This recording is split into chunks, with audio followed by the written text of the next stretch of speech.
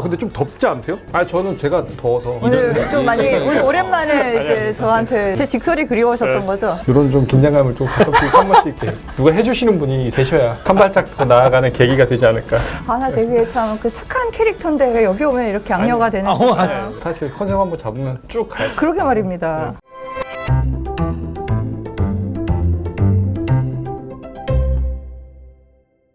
이번에 저희가 7월이랑 9월에 하는 슈만 교향곡 전곡 사이클을 위해서 특별하게 이제 다시 한번 작가님 모셨는데요. 모신 이유는 뭐 뻔하죠. 저희 고정 멤버이기도 하고 어떠한 작곡가를 정말 깊숙이 정말 잘 디테일하게 알고 싶을 때는 국내 넘버원 칼럼니스트. 안녕하세요. 너무 오랜만에 뵈어요. 이번에 촬영을 할 때 평소에는 제가 이제 질문지 이렇게 해서 드리는데 이번에 저희 작가님께서 맞아. 진짜 브라보였어요. 너무 브라보. 일부러 편집하시기 편하시라고 일단 우리도 우리인데 제작진 괜찮았죠? 배려까지. 네. 그동안 제작진을 배려하던 제가 그동안 그 에피소드에 딱 맞게끔 그 글을 숙제의 폭이 좁아지잖아요. 저희 네. 저분 되게 방대하게 내주셔가지고 우리 막 겹치기도 하고. 그래요. 저는 괜찮아요. 저 이렇게 해서 저희 편할 수만 있다면 제가 욕좀 저거 다음에 하면은 이제 다음에 PD님 숙제까지 다 이거를 갖다 해야 할 것 같아서요. 다음에 제작진이 좀 힘들더라도 질문지를 제가 준비할게요. 사실 이제 슈만 교향곡이 전곡 사이클이라는 공연이 처음부터 기획된 공연은 아니었어요. 코로나19 때문에 취소됐지만 좀 의미 있는 공연 해보자 해가지고 이번 슈만 교향곡 1, 2, 3, 4번을 하게 됐는데 사실 지난번에 저희가 545라고 해서 베토벤의 피아노 협주곡 사이클을 5개를 만들었었는데 너무 힘들었거든요, 사실. 왜요? 근데 너무 힘들었는데 그래도 이제 관객분들이 많이 좋아해 주셔가지고 한 작곡가의 작품을 완곡해서 들으면 새롭게 뭔가 오는 게 있나 봐요. 그냥 이렇게 띄엄띄엄 한 작품씩 그쵸. 듣는 것보다도. 그렇게 해서 슈만 교향곡 전곡을 좀 기획하게 됐고 마찬가지로 이제 저희 545 때 받았던 사랑이 좀 다시 한번 재현되기를 좀 바라는 마음이 있습니다. 지금 현재 티켓 인터파크 티켓에서 판매되고 있고요. 이번에 지휘는 저희 경기필 상임자이신 마시모 자네티 지휘자님 지휘하시고 한다고 하면 어떤 저는 개인적으로는 3번 라이니시라고 하는 또 별명이 부제가 있어요.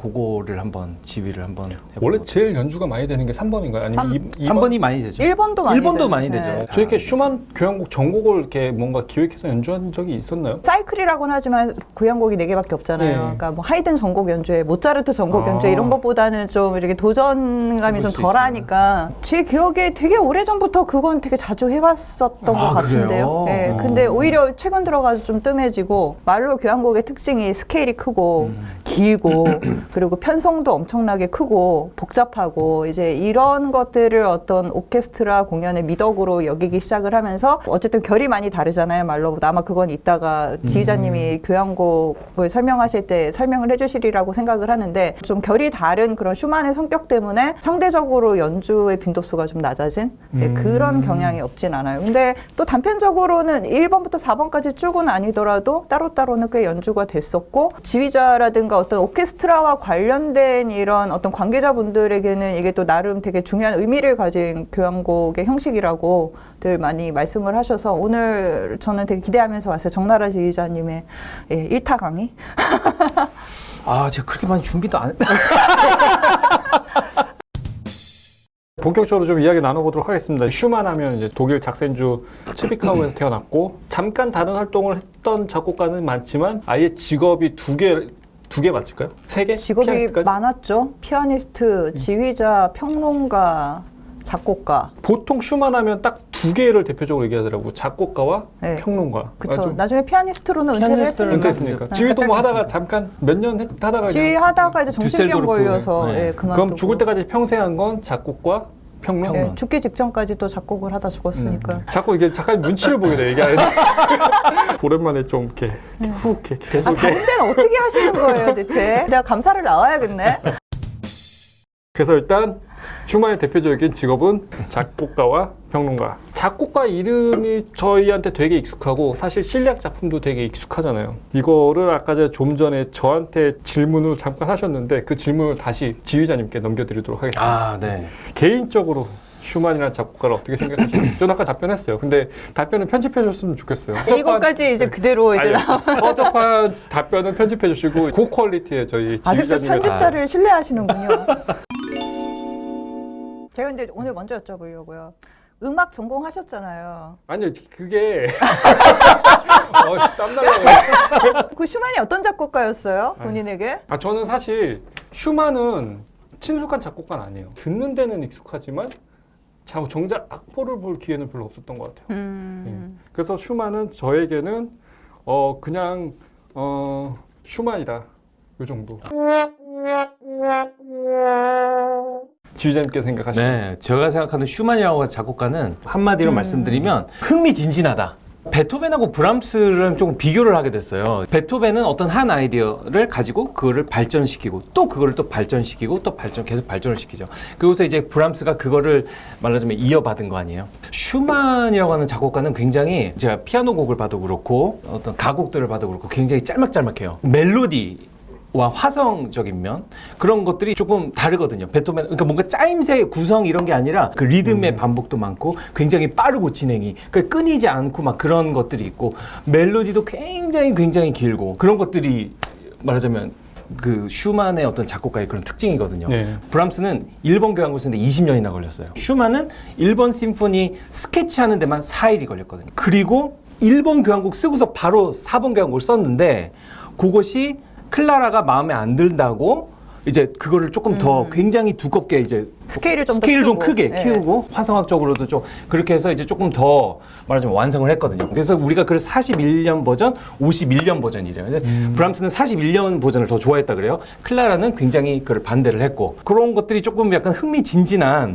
지휘자님이 흥미진진이라고 이제 표현해 주셨으니까 작가님도 그런 이제 네 작곡가다. 글자로 슈만을 어떻게 좀 생각하고 계신지. 제가 생각하는 어떤 슈만에 대한 인상은 낀 세대의 불행을 갖고 있는 낀 세대?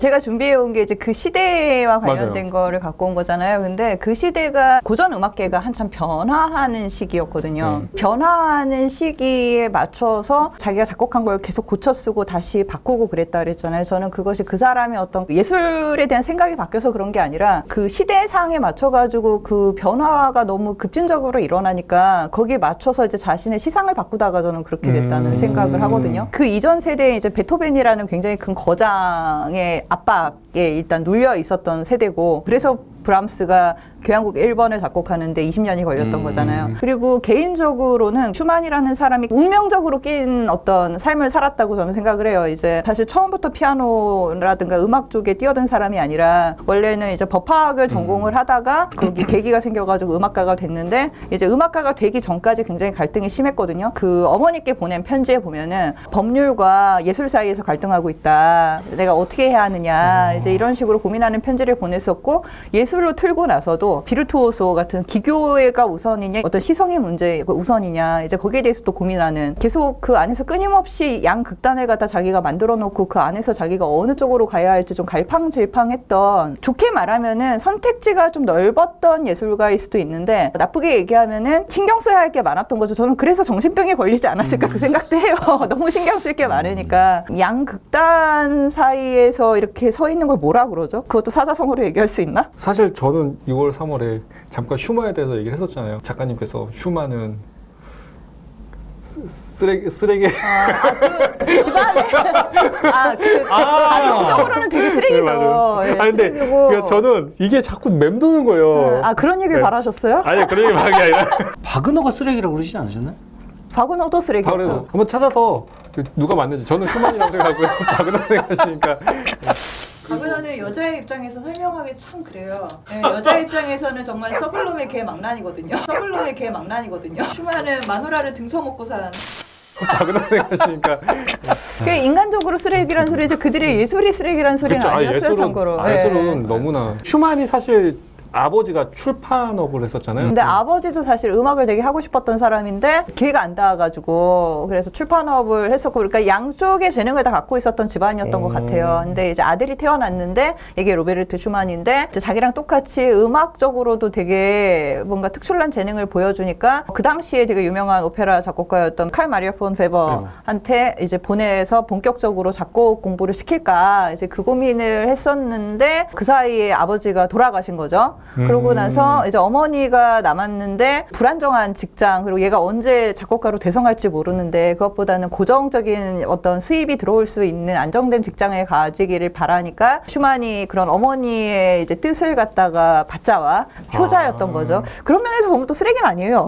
예. 법학을 알죠. 전공을 하러 법학 공부를 하러 갔는데 그 상황에서 여러 가지 일들이 이제 벌어지면서 결국 음악가로 전향을 할 운명이었던 거죠. 근데 이제 그런 부분들은 지금 그 시대에 대한 얘기들을 좀 먼저 좀 풀어야 할 것 같아요. 슈만이 결국에 음악가가 될 수밖에 없었던 그 시대가 어떤 시대였는가 하면은 클래식 음악이 지금은 저희가 되게 고전을 면치 못하잖아요. 고전 음악이라서 고전을 면치 못하는지 모르겠지만 너무 썰렁하지만 어쨌든 예, 끊임없이 관객을 유입을 해야 하고 흥행에 있어서 여러 가지로 지금은 고민을 하고 있는 시대지만 이 시대만 해도 안 그랬어요. 원래 클래식 음악이라는 것이 왕의 음악이던가 귀족의 음악이었는데 그게 이제 대중의 음악으로 넘어오던 과도기였거든요. 그리고 그것에 아주 지대한 어떤 그 공헌을 한 사람이 베토벤이었고요. 대중에게로 넘어오는 요 시스템이 어떤 식으로 사회에서 이제 변화가 이루어진 것인가 하면은 일단 나폴레옹이 이제 거의 다 이제 침략을 실패를 하고 사회가 이제 안정화된 거죠. 그래서 빈 의회가 열리면서 서로 이렇게 왕래를 할 수 있게 그 국가 간에 이제 그런 것들이 정치적으로 보장이 되기 시작을 했어요. 그러면서 이제 사람들이 막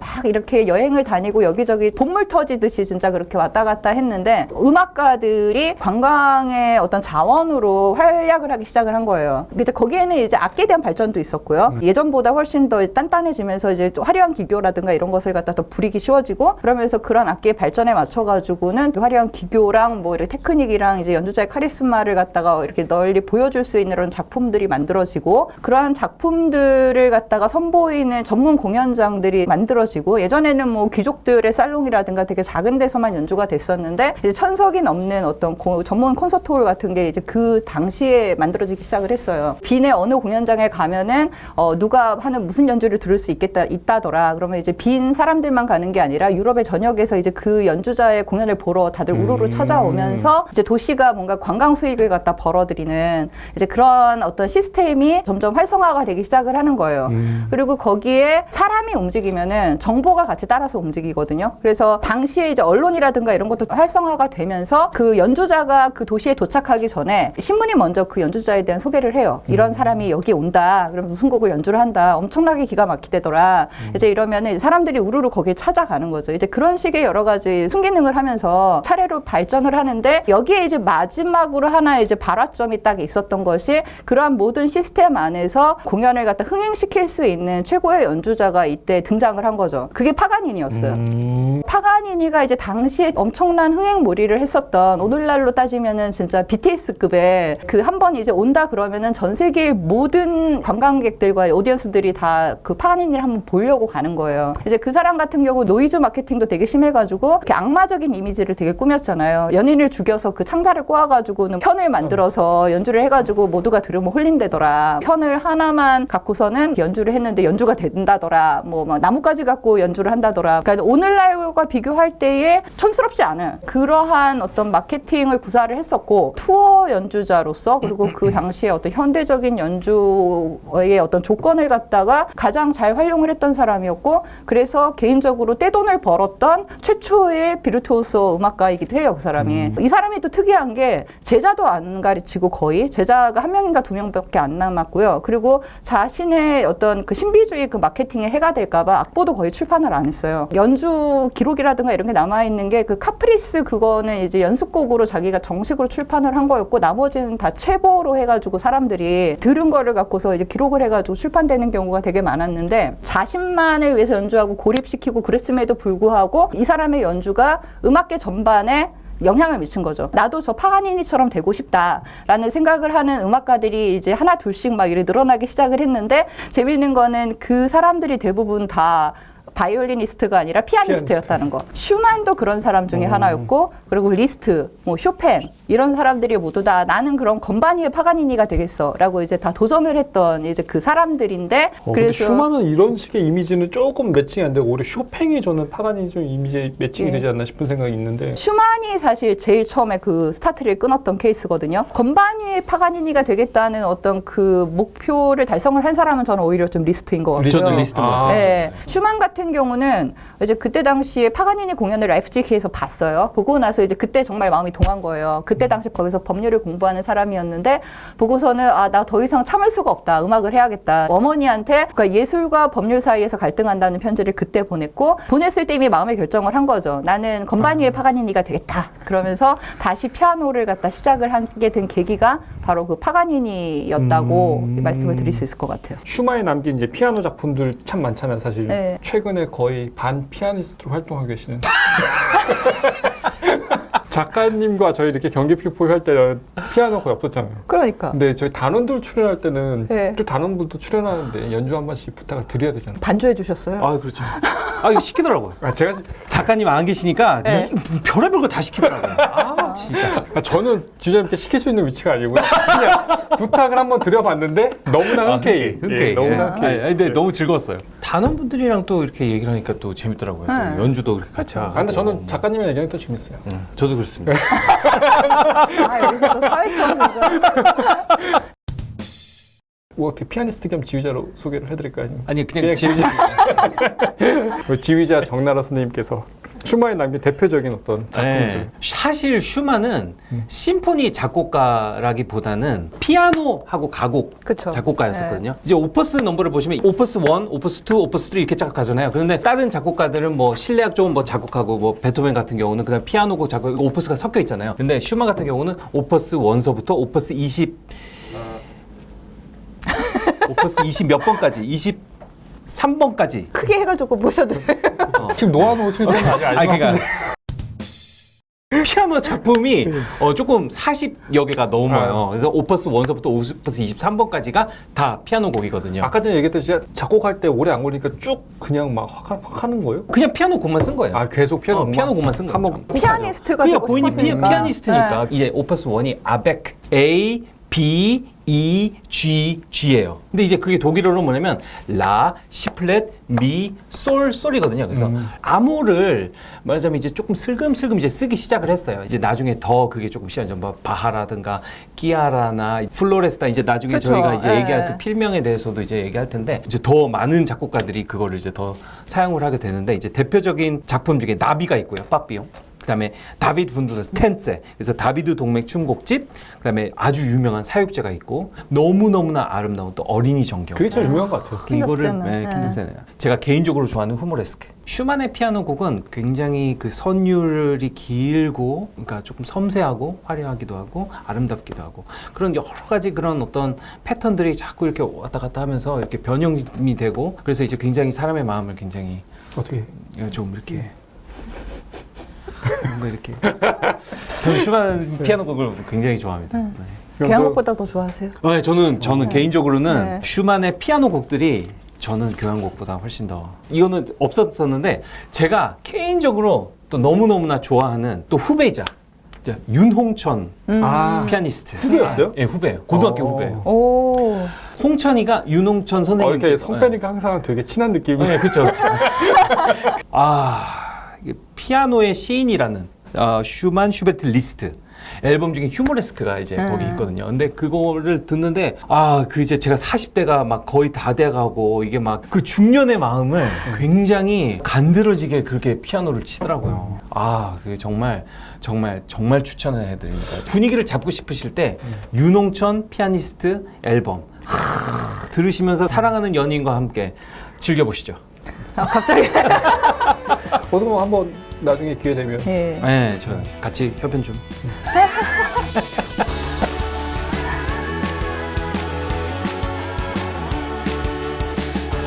아무튼 이번에 세일하자 너무 성공적으로 끝나가지고. 그게 너무 저는 감사했고 또 와주신 거 다시 한번 감사드립니다. 이번 다시 한번 느낀 게 악장님. 우리 솔로 나올 때마다 와 대기실에서 와 솔로 나올 때 무슨 몇 번 한 것 같아요. 지난번에 출연하셨잖아요. 예 맞아요. 네. 마시모가 되게 괴롭히는 것 같아요. 누구를?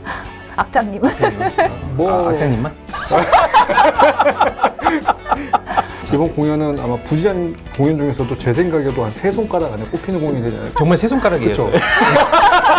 이거 이제 세 번밖에 안 했어요. 아니구나 브람스도 했구나 이미영. 많이 했어요. 네 번이네. 다섯 손가락 안 했고. 근데 진짜로 공연 이제 역대급으로 좋았던 것 같아요.